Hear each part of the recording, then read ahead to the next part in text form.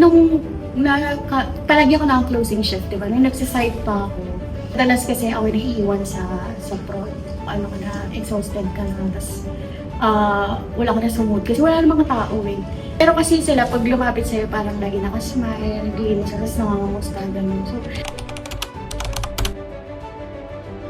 siguro yung nag-stand out sa kanila is one call away lang sila and they are very approachable. I can see that they are a big factor sa community natin because they are the ones who keep our surroundings at saka yung like yung CRs, yung pantries clean.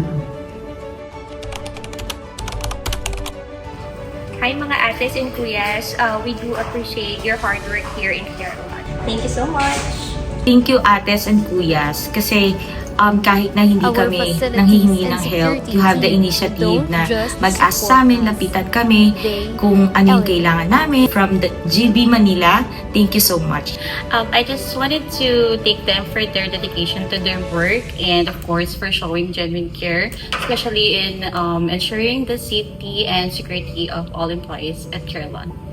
Hi, good morning everyone. Thank you so much Ates and Kuyas. Without having you here in the operations, hindi magiging successful ang bawat araw namin. Ates and Kuyas, you're such a gem. Maraming salamat, ate and kuya. Dagang salamat, Mano ko Mayam!